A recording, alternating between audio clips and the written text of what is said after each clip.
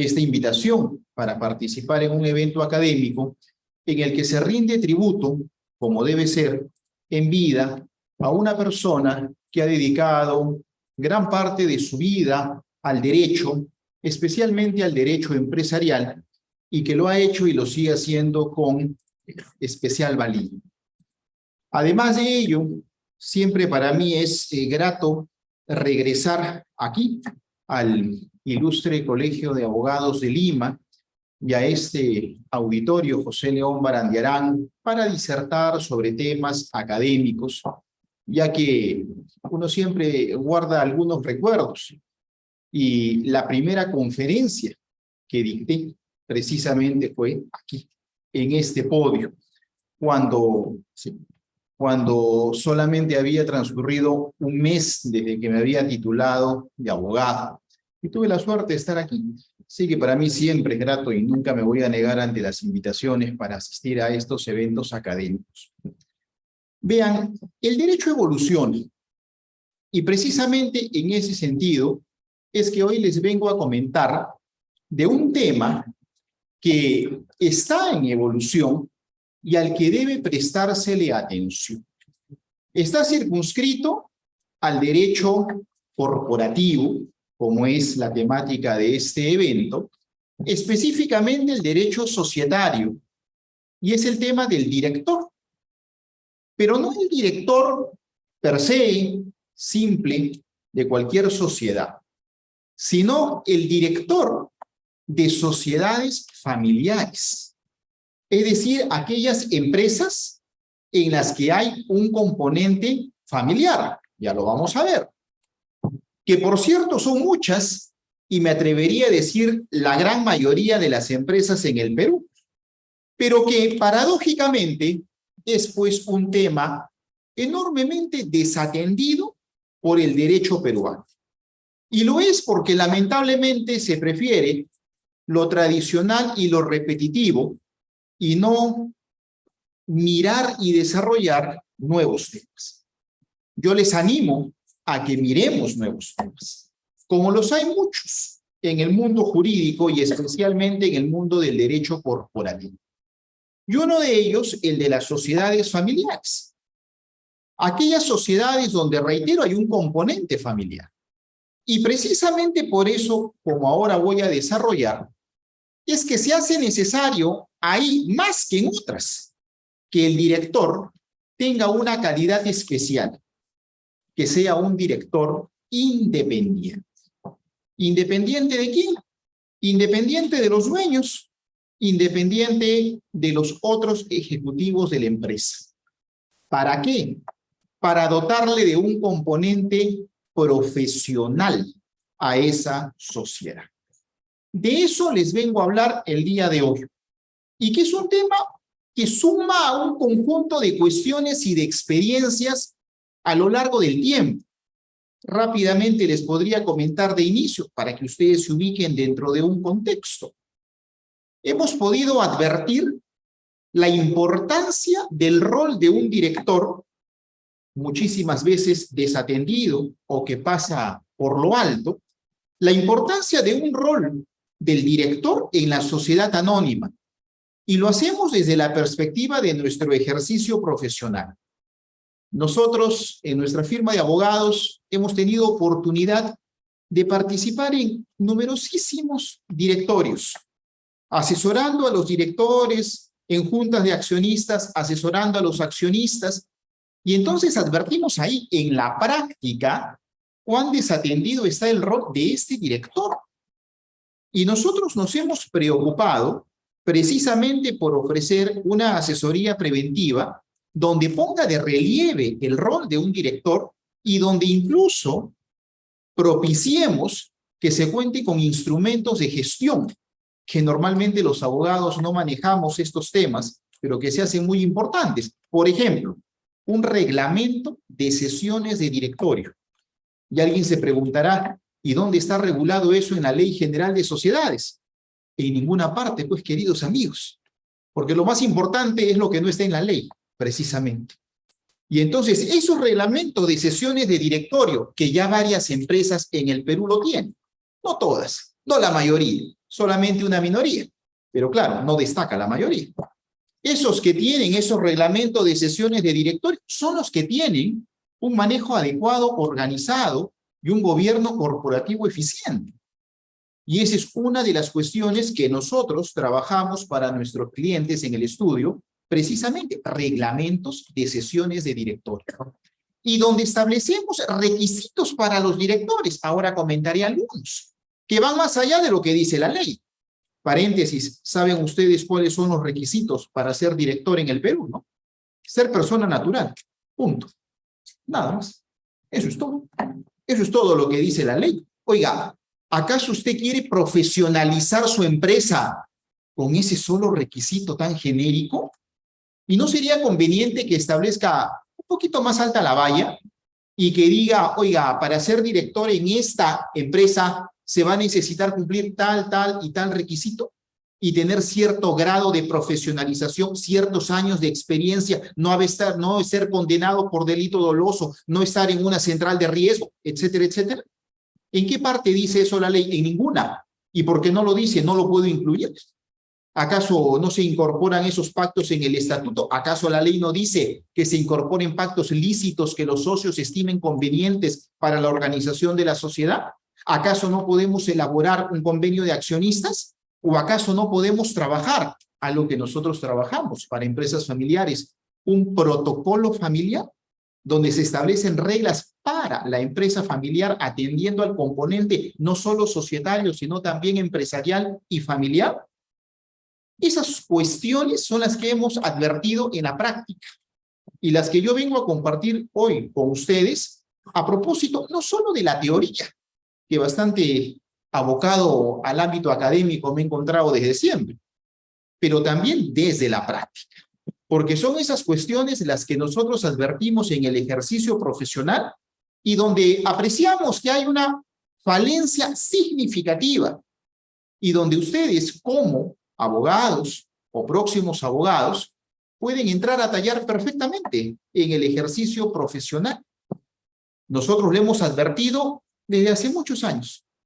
Nos dimos cuenta la importancia de las empresas familiares en el Perú y empezamos a desarrollar una asesoría corporativa dirigida a las empresas familiares.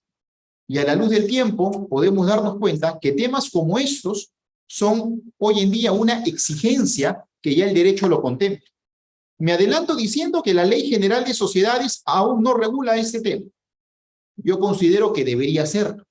De hecho, el año pasado elaboramos una ponencia para el Instituto Argentino de la Empresa Familiar sobre este tema, y donde proponíamos una regulación del director independiente dentro de la legislación peruana, la legislación societaria, que no lo hay. E insisto, porque creo que es importante, para no verlo como un tema de laboratorio, la importancia de apreciar esto desde la práctica. Y nosotros lo hemos hecho así, y eso es lo que hoy día vengo a comentarles.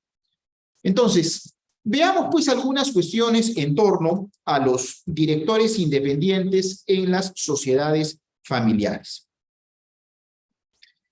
Miren ustedes, las empresas familiares afrontan una amplísima y aguda problemática. No es este el momento para entrar a desarrollar esa temática que tanto me interesa y apasiona, pero solamente les voy a mencionar algunas ideas al respecto.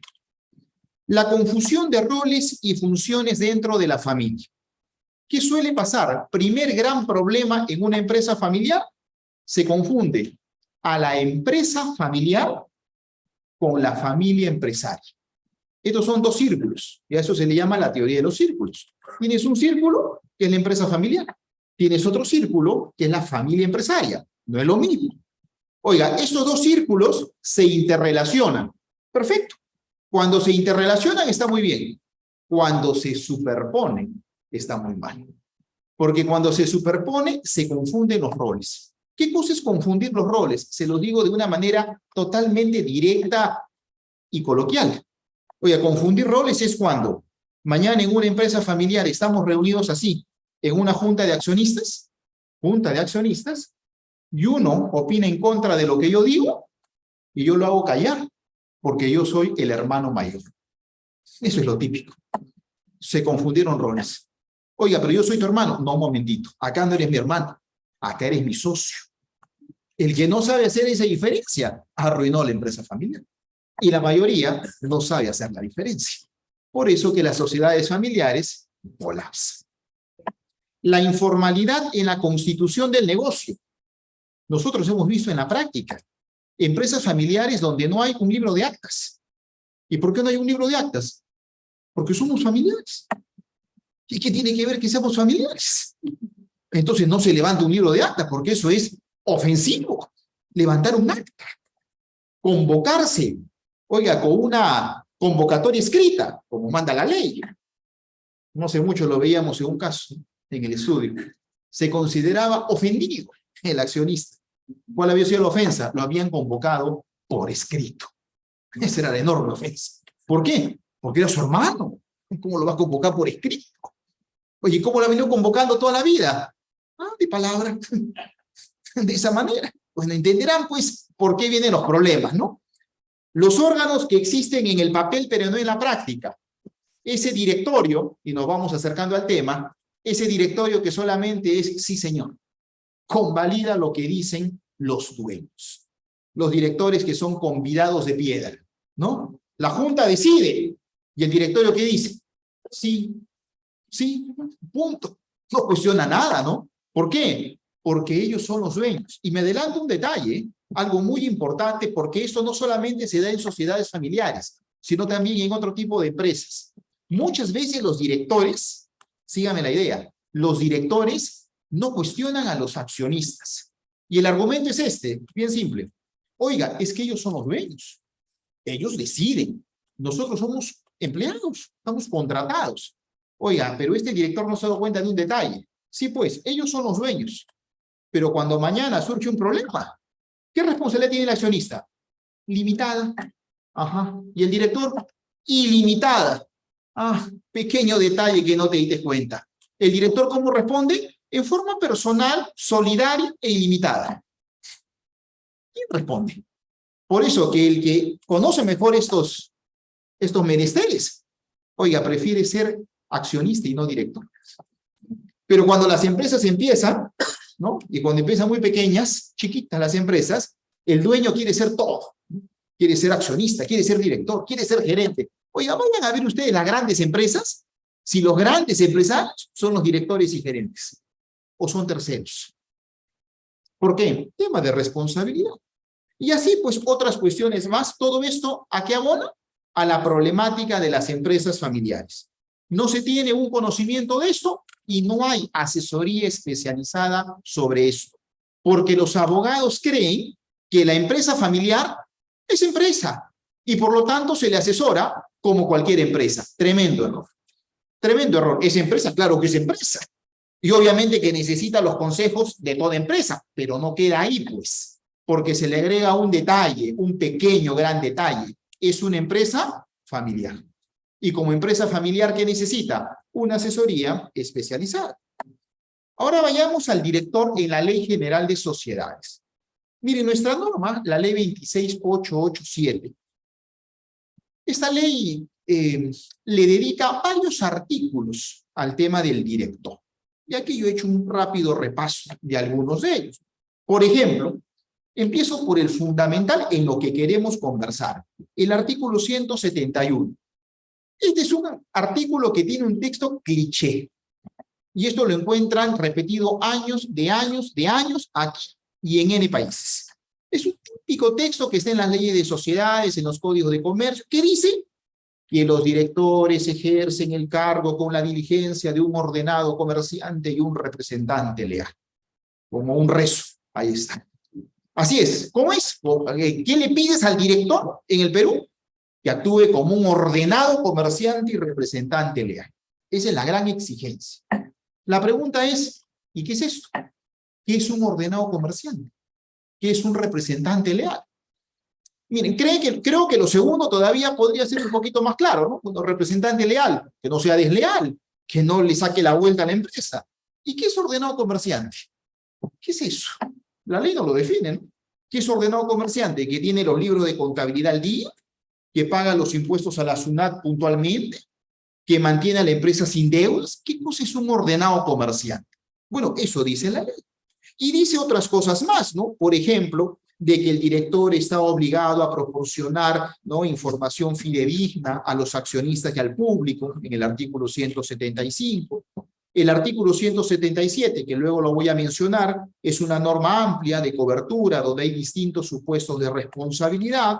Y luego se establecen otras cuestiones en los artículos que ahí cito, por ejemplo, que los directores no pueden adoptar acuerdos que no cautelen el interés social, sino sus propios intereses. Me detengo un minutito ahí. Oiga, el director cumple un deber fiduciario y está ahí en razón de la confianza que se tiene en él. Entonces la pregunta en concreto es, ¿a quién se debe el director? Bueno, la mayoría de veces se confunden los temas y el director cree que se debe al accionista que lo eligió. Así de simple. Entonces, como yo soy director y estoy en este directorio porque ustedes que son los accionistas votaron por mí, yo soy su director. Entonces yo defiendo sus intereses. Oiga, no entendió nada el que dice eso. No entendió el tema. Entonces yo actúo como si fuera tu abogado. Bueno, es igualito, guardando la distancia, como no entiende esa figura, quien cree que por ser árbitro designado de un arbitraje por una parte es el abogado de esa parte, ¿no? Igualito, exactamente igual, ¿no? Oiga, un momentito. Usted como director se debe a la sociedad y lo que debe defender es el interés social. Y no hay un cordón umbilical con el accionista. Me designó un accionista y ahí se rompió el tema. Punto. Ahora yo soy director de la sociedad. ¿Y yo qué debo salvaguardar? El interés social. Ahí está el detalle y es ahí donde nos vamos acercando a este director independiente. Oiga, un director adecuado es aquel que puede decirle a los accionistas lo que ustedes quieren hacer es inadecuado. Oiga, eso es antiestatutario. No se debe hacer. Pero claro, muchos directores dicen, oiga, pero si digo eso, mañana me remueven, pues, y me sacan de la sociedad. Pero entonces no estás cumpliendo tu deber, pues igualito que un árbitro, ¿no?, que diga, oiga, mañana me van a recusar o N cosas, entonces, oiga, defiendo pues a quien me designó. Es igual, no ha entendido el rol que le compete. Y así pues hay varias normas ahí en la ley.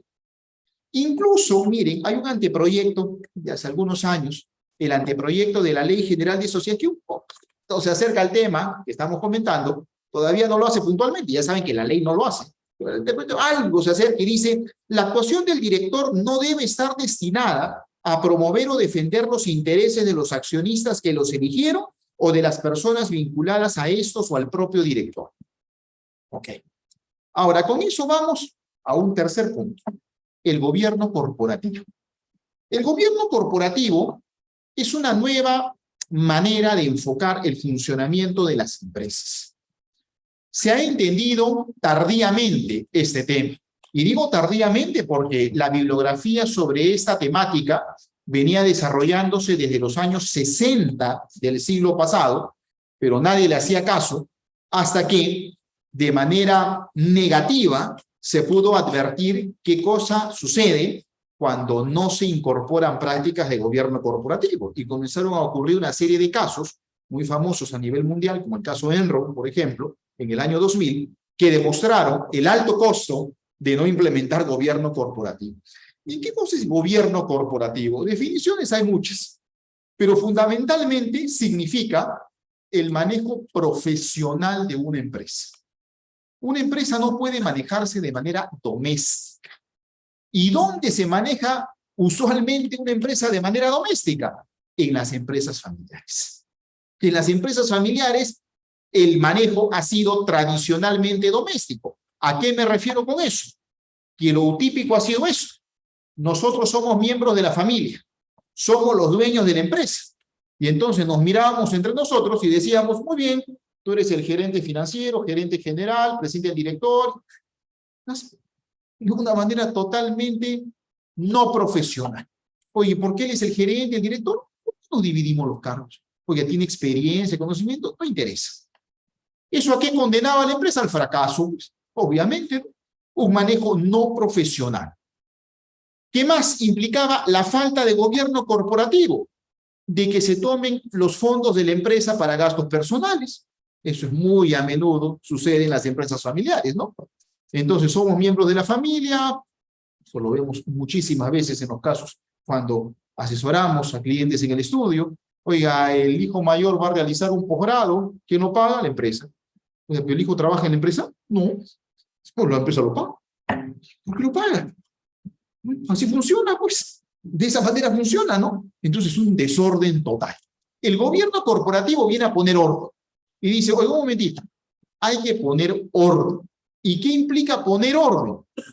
Que cada órgano de la sociedad cumpla su tarea. No están pintados, no son nominales, tienen que cumplir su rol.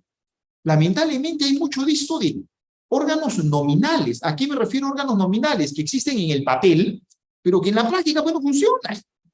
Y esto se da en muchos ámbitos, ¿no? Hace un par de meses publiqué un artículo en Gaceta Jurídica sobre los socios nominales en estudios de abogados, porque hasta ahí lo hay, ¿no? Donde estoy abogado, donde todo el mundo es socio, ¿no? Pues ninguno es socio en la realidad, o todos tienen el título de socio. Bueno, eso pasa en diversos tipos de empresas. Las empresas familiares no son la excepción. Entonces, tenemos órganos que no cumplen su rol. ¿Qué cosa es lo que se necesita? Que cumplan su rol. Y para entender el tema del gobierno corporativo, yo realizo un comparativo bien simple y bien didáctico, pero con algo que aparentemente no guarda relación. Comparen a la sociedad anónima, compárenla con el Estado. Con el Estado. ¿En qué se parece el Estado a la sociedad anónima? Usualmente uno lo ve como polos opuestos. Oiga, no, se parece más de lo que uno cree. Y aquí el derecho corporativo ha tomado prestado varios temas, aunque no lo crean, de la teoría del Estado y de la ciencia política. El derecho corporativo ha tomado prestado varios de esos temas. Y entonces, ¿qué podemos encontrar? Por ejemplo, muy rápidamente, piensen ustedes en el Estado. Oigan, en el Estado, la razón de ser del Estado moderno hoy en día, más o menos, pero la razón de ser en todos los países son los ciudadanos. Bueno, esos ciudadanos también los hay en una sociedad anónima. ¿Y quiénes son? Los socios. Los socios. Los ciudadanos en el Estado, ¿cómo expresan su voluntad? A través del voto. Esa es la manera como expresan su voluntad. ¿Y los socios cómo lo hacen? Con el voto. Igualito. Oiga, en el Estado, cuando los ciudadanos votan, gobierna la mayoría. Y en una sociedad anónima, ¿quién gobierna? La mayoría. Igualito. Oiga, pero todos los ciudadanos no pueden tomar decisiones. Tienen que tener representantes. Ahí vienen pues los congresistas. Bueno, esos congresistas, entre comillas, ¿quiénes son en la sociedad anónima? Los directores, que representan a los accionistas. Oiga, y esos congresistas tienen un presidente del Congreso. ¿Y los directores no tienen un presidente del directorio? Igualito. Pero tú necesitas en el Estado alguien que tenga una figura ejecutiva, la más alta figura ejecutiva, el presidente de la República. Ese ejecutor en la sociedad anónima, ¿quién es? El gerente general. Y el presidente de la República tiene sus secretarios por áreas, que son los ministros. Y esos secretarios en la gerencia, ¿quiénes son? Los gerentes, por áreas. Y los ministros tienen sus viceministros. Y los gerentes tienen los subgerentes. Y la norma en el Estado fundamental es la constitución política. Y en la sociedad anónima es el estatuto social. Y puedo seguir con el comparativo. ¿Se dan cuenta ustedes? Está más cercano de lo que parece la sociedad anónima al Estado. Uno creería de que, oiga, esto es muy dispar. No. ¿A qué viene ese comparativo? Pues a lo siguiente. Hoy en día se tiene en claro de que todo Estado, oiga, sea cual sea el modelo que tenga, pero lo que sí es cierto es que necesita un gobierno. ¿Un Estado qué necesita? Un gobierno. ¿Y una sociedad anónima qué necesita? Un gobierno. Gobierno corporativo. Eso es. Gobierno corporativo. Oiga, y el gobierno a nivel del Estado ha desarrollado una teoría que ustedes la conocen hace más de 200 años. La famosa teoría de separación de poderes. Poder legislativo, poder ejecutivo, poder judicial. Oiga, ¿y el gobierno corporativo qué promueve? Separación de poderes. Junta General de Accionistas, directorio y gerencia. Eso es. Entonces, el gobierno corporativo es una nueva forma de enfocar el funcionamiento de la empresa donde se reconoce que se requiere un gobierno, a eso se le llama hoy ya modernamente la gobernanza, la buena gobernanza empresarial, que no es otra cosa que eso, dividir propiedad, administración y gestión. ¿Quién se encarga de la propiedad? Junta General de Accionistas. ¿Quién se encarga de la administración? Directorio. ¿Quién se encarga de la gestión? Gerencia. Oiga, ¿se pueden todos ellos confundir? No, no es adecuado. No es adecuado que una sola persona tenga exceso y concentración de poder. ¿Cuándo se da eso? Cuando yo soy el accionista mayoritario, yo soy el presidente del directorio y yo soy el gerente general. Eso no es conveniente. ¿Qué es lo más conveniente? Separación. Y dentro de esa separación, ¿qué se busca? Que el director sea precisamente independiente. La Ley General de Sociedades regula hoy en día la responsabilidad de los directores. A veces no nos percatamos de eso, porque no hay un capítulo que diga responsabilidad de directores. Lo que sucede es que esta temática se encuentra esparcida a lo largo de la ley. Pero si ustedes se dan el trabajo de revisar artículo por artículo, la ley tiene casi 500 artículos, si uno se da ese trabajo, que yo lo hice hace algún tiempo para un texto que publiqué, uno encuentra que hay más de 20 casos de responsabilidad de directores. O sea, ser director no es algo ligero. Ser director te expone a más de 20 casos donde tú eres responsable. Les menciono uno, ¿no? Para que vean de que algunos son un tanto no tan obvios. Oiga, la sociedad ha presentado estados financieros, balances, y están falseados, adulterados. ¿Quién hizo los estados financieros? El contador. ¿Y quién responde? El director. ¿Quién responde? Es el director.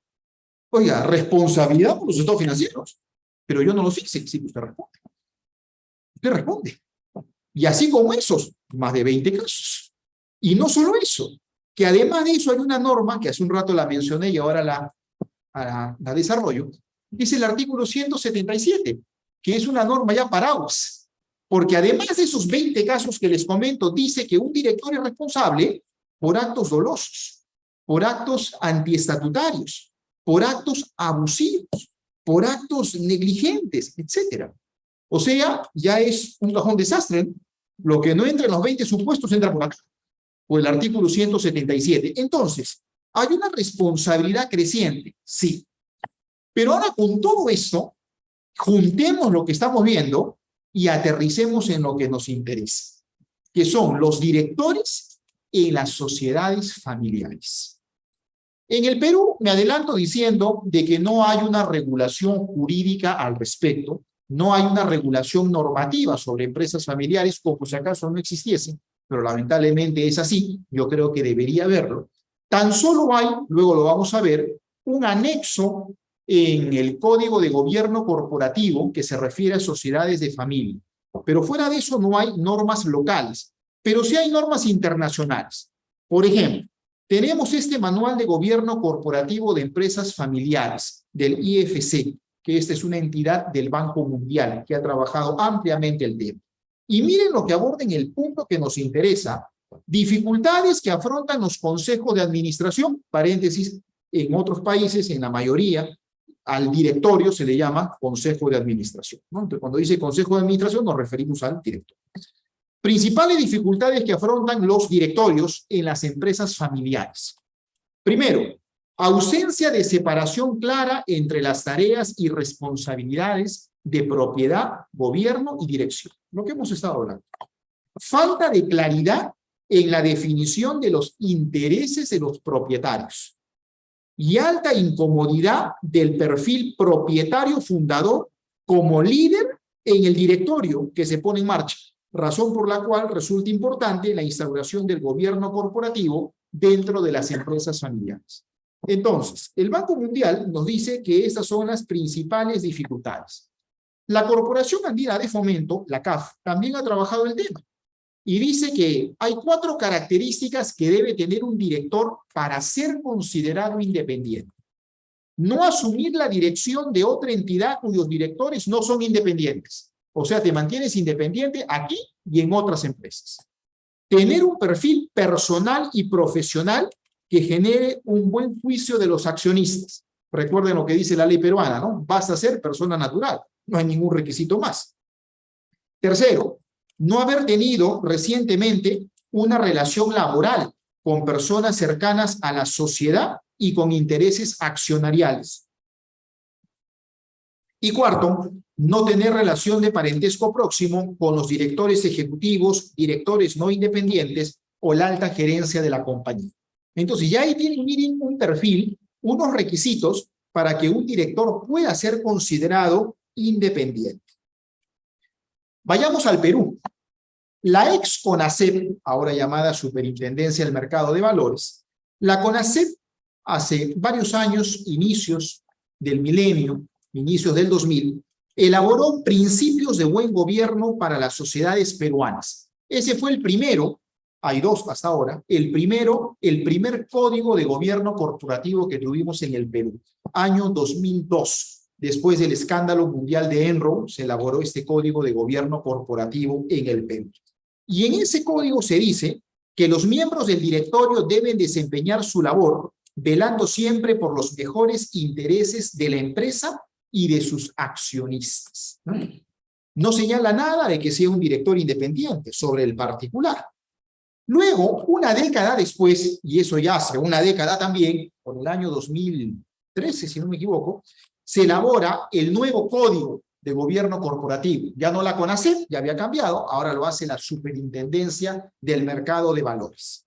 Y entonces aquí, en el principio 19, porque el código tiene principios, se regula expresamente a los directores independientes. Código de gobierno corporativo de hace una década, establecido y vigente en el Perú. Pero paréntesis, este es un código que apunta a las empresas cotizadas, las empresas que actúan en el mercado de valores. Y no es un código obligatorio, es un código de autoimposición. Es decir, si uno quiere, lo sigue voluntariamente. No está obligado a hacerlo, pero sí está obligado a informar a la Superintendencia del Mercado de Valores si es que cumple o no con los principios.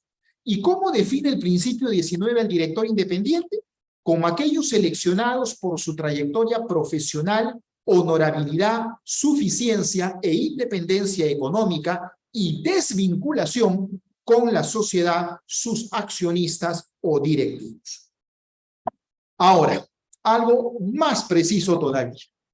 La figura del director independiente tiene una norma en el Perú desde el año 2019, que son los lineamientos para la calificación de directores independientes. Esta es una norma que para la mayoría pasa desapercibida, media escondida, pero es una norma que te dice qué características debe tener un director para que califique como director independiente. Solo que es una norma que se aplica en el mercado de valores. Y lo que yo postulo es que estas características deberían hacerse extensivas a todas las empresas, no solamente a las que actúan en el mercado de valores. Y con mayor razón, como lo estamos hablando ahora, a las sociedades familiares. Bueno, estos lineamientos que están de aplicación desde el año 2020 regulan justamente los criterios, ¿no?, para ser director independiente. Y en estos lineamientos se establecen 4 condiciones. Contar con experiencia profesional y solvencia moral y económica. Estar desvinculado de la sociedad, sus accionistas y directivos. No participar simultáneamente como director independiente en más de 5 sociedades que tengan al menos un valor inscrito en el registro público del mercado de valores, o sea que coticen en bolsa, y no tener más de 10 años continuos o alternados durante los últimos 15 años como director independiente de la sociedad o de alguna empresa de su grupo económico. El hecho de estar muchísimo tiempo como director de una empresa ya no lo hace independiente, porque ya tiene una relación muy cercana o habitual seguramente con los accionistas. Y miren cómo se establecen estos 4 criterios que obviamente en los lineamientos están ampliamente desarrollados. Yo aquí los estoy mencionando, cada uno de estos acápites, pero que ya se acercan al tema, a lo que significa ser un director independiente. Entonces, ¿qué cosa es lo que necesitamos hoy en día? Lo que necesitamos hoy en día es contar con un nuevo estándar de director en las sociedades en general, pero en este caso estamos hablando de las sociedades familiares en particular. Creo yo que aquella exigencia que vimos hace un rato del artículo 171 que se le pide que el director sea un ordenado comerciante, creo que ese precepto legal ha quedado enormemente desfasado. A un accionista hoy en día, poco o nada le importa que el director sea ordenado o desordenado comerciante. Lo que le interesa es que sea independiente, de que realmente cautele el interés social, que genere valor para el accionista, que maximice los recursos de la empresa, que genere rentabilidad. Eso es lo que le interesa. Entonces, ¿qué hace la Ley General de Sociedades repitiendo un precepto de antaño, añejo, superado, donde se pide que sea un ordenado comerciante? Creo que debería someterse al debate, más bien el tener a un director independiente. La importancia del director independiente en la empresa familiar es incuestionable, porque eso le va a generar valor, va a profesionalizar a la empresa familiar. Ya no se le va a ver como una empresa doméstica, manejada de un modo residual, sino por el contrario, de un modo profesional. Eso tiene un nombre. En el argot empresarial a eso se le llama el management, el gerenciamiento profesional. Y una empresa familiar no es menos que una empresa no familiar. Por lo tanto, puede ser manejada profesionalmente. Una empresa familiar podría ingresar al mercado de valores, podría contar con socios estratégicos, podría emitir bonos. Oiga, una empresa familiar, en la medida que sea manejada profesionalmente, podrá hacer todo eso. Pero si se maneja de un modo doméstico, donde los familiares hacen y deshacen y toman a la empresa como un botín, entonces no va a haber ningún desarrollo, ni va a haber una prosperidad, y va a suceder lo que suele ocurrir, que la empresa familiar tiene una corta vida, una longevidad totalmente breve, y más bien está condenada a morir rápidamente, y no se desarrolla en el tiempo. Hay empresas familiares hoy en el mundo que son muy longevas, pero porque tienen e implementan prácticas de buen gobierno corporativo. De modo tal que, ya para concluir, si nosotros le prestamos atención a los nuevos temas que debe enfocar el derecho corporativo, estoy convencido, sin lugar a dudas, que este es uno de ellos. Y debe abrirse el debate para una regulación del director independiente. Estos son los temas que nosotros debemos prestarle atención hoy en día y que el derecho corporativo nos permite apreciar cuando combinamos la teoría con la práctica como corresponde. Muchas gracias por vuestra atención. Agradecemos la presentación del doctor Andrés Chávez, respecto de la Dirección de Centros Familiares. Estimado Andrés Chávez, invitamos al frente del escenario a la finalidad del plan de presente por su presentación y por su apoyo que efectúa la gama del derecho corporativo.